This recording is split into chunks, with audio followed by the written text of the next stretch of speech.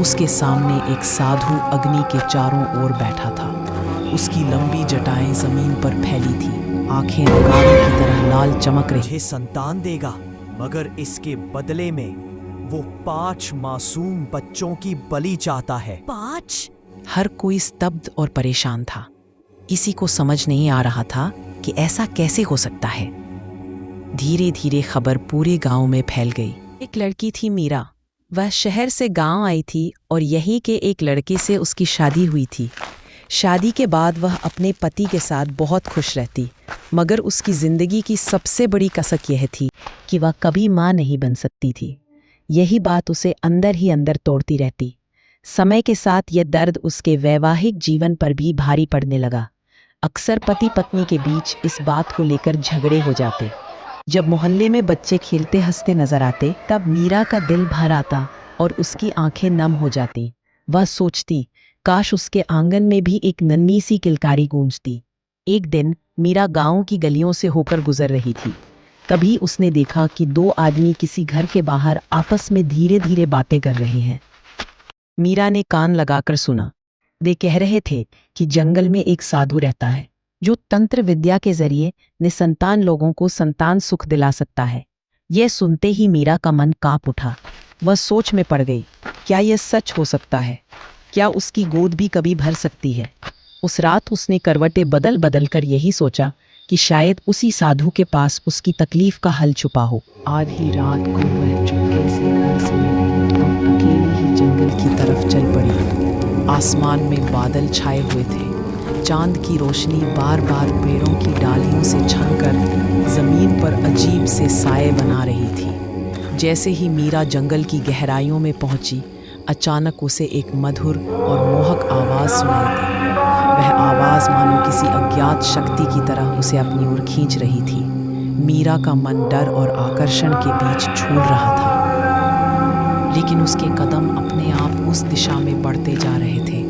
धीरे धीरे वह एक जगह पहुंची जहां धुएं की हल्की सी गंध और मंत्रोच्चारण की रहस्यमयी गूंज हवा में तैर रही थी।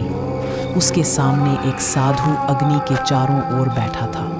उसकी लंबी जटाएं जमीन पर फैली थी, आंखें अंगारों की तरह लाल चमक रही थी। साधु ने बिना सिर उठाए ही कहा, मीरा, मैं जानता हूँ तू क्यों आई है। आपको मेरा नाम कैसे पता?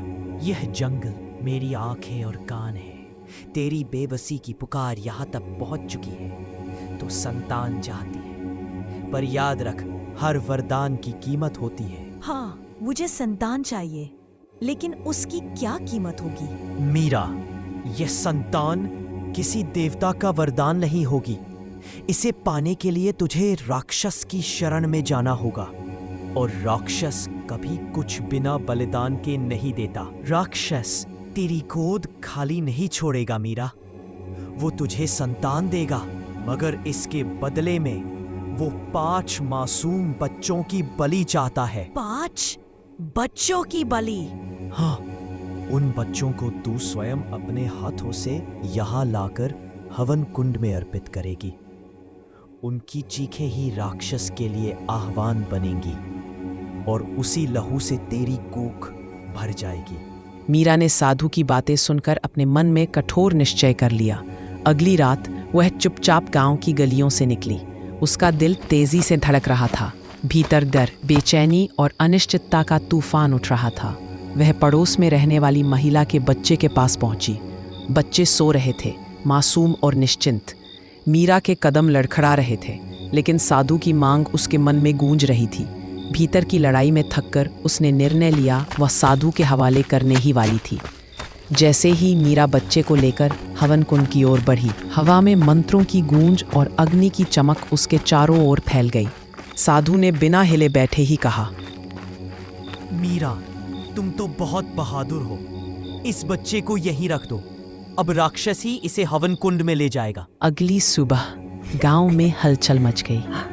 जिस महिला का बच्चा चोरी हुआ था, वह जोर जोर से रोने लगी। उसकी चीखें और आहें पूरे मोहल्ले में गूंजने लगी। लोग धीरे धीरे इकट्ठा होने लगे। हर कोई स्तब्ध और परेशान था। किसी को समझ नहीं आ रहा था कि ऐसा कैसे हो सकता है। धीरे धीरे खबर पूरे गांव में फैल गई। लोग आपस में फुसफुसाने लगे, किसने किया होगा ये? और क्या सच में गांव में कोई बच्चा चुरा रहा है? दिन ब दिन बच्चे चोरी होने की खबरें और बढ़ने लगी। गांव में भय और अनिश्चितता की लहर दौड़ने लगी। लोग एक दूसरे से बात करने लगे। भय के साथ साथ गुस्सा भी बढ़ता गया। एक दिन गांव के चौपाल पर दुकान के पास कुछ लोग बैठे हुए इस विषय पर चर्चा कर रहे थे। सच में अब तो हर दिन बच्चे गायब हो रहे हैं। अब गांव में कौन सुरक्षित है? ये कोई आम चोरी नहीं है, कुछ तो गहरा रहस्य है। कोई छुपा हुआ है जो इन मासूमों को उठा रहा है। अब सबको सावधान रहना होगा। गांव में डर फैल रहा है।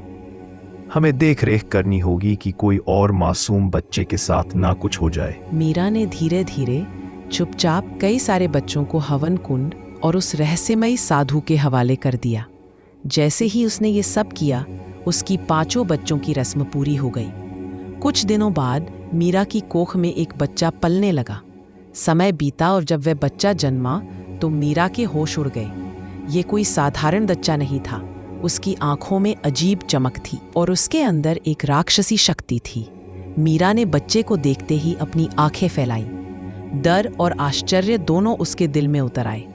ये बच्चा उसके लिए वरदान था या नया खतरा, वह नहीं जानती थी। अब मीरा के सामने अपनी बनाई दुनिया और उस राक्षस की शक्ति का सामना करने की चुनौती थी।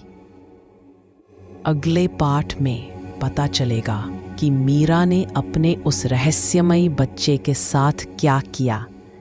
क्या वही बच्चा मीरा को किसी अनहोनी तक ले गया, या फिर साधु ने उस बच्चे को अपने पास सुरक्षित कर लिया? सभी रहस्य खुलेंगे, पर सिर्फ अगले पाठ में।